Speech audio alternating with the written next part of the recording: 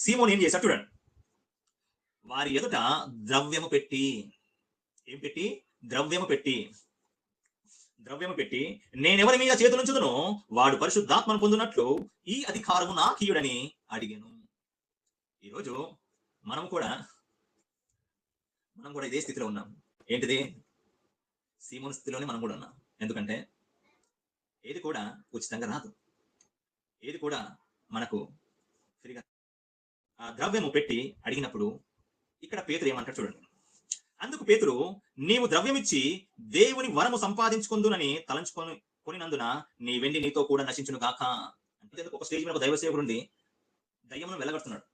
ఆయన పక్కన ఉన్న ఒక సహోదరుడు, నేనెందుకు వెళ్ళగొట్టలేకపోతున్నాను అంటే, మరి ఆయన పడ్డ కష్టాన్ని, ఆయన ఎన్ని సంవత్సరములు మోకాలు అరిగినంత వరకు ఆయన మోకరించి ప్రార్థించిన తర్వాత పరిశుద్ధాత్ముడు ఆయనకి ఇచ్చిన వరమును నువ్వు గంటలో కొట్టేయాలంటే అవుతుందా?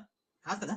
సో ప్రతిది కూడా ఒక సమయము కలదు. ఆ సమయముకు ఆయన మనకు ప్రతిది కూడా ఇస్తాడు. అదే రీతిగా సీమోను ఆయన పరిశుద్ధాత్మను పొందుకోలేదు, కానీ ఆయన ఇంకొక రూట్ లో వెళ్ళి నేను ద్రవ్యం ఇచ్చేస్తే నాకు వస్తుంది కదా అని ఒక ఆశ ఆయనలో పుట్టింది.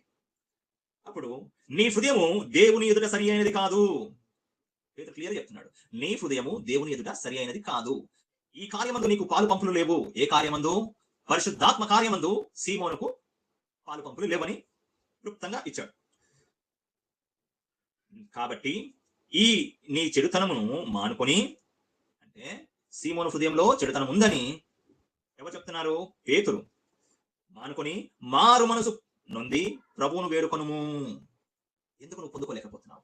మనలో తప్పు పెట్టుకొని మనం పొందుకోలేకపోతున్నాం, మనలో వెలికి పెట్టుకొని వాటిని మనం పొందలేకపోతున్నాం.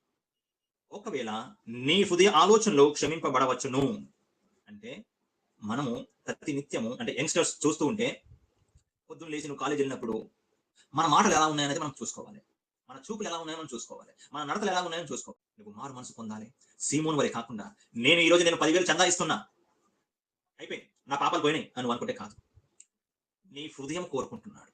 డబ్బులు ఆయన చూడట్లేదు. మొదటిగా నీ హృదయం కోరుకుంటున్నాడు. చందా ఎంత ఇస్తామని కాదు. నీ హృదయం నీతిగా ఉంటే, నీ హృదయంలో నేనుంటున్నాను చెప్పచ్చు, నీ దేహంలో నేనుంటున్నాను అన్నాడు. కాబట్టి మనం ఎక్కడ తప్పిపోతున్నామో, సీమోను వల్ల ఇంకా మనం తప్పిపోయి ఉన్నామా?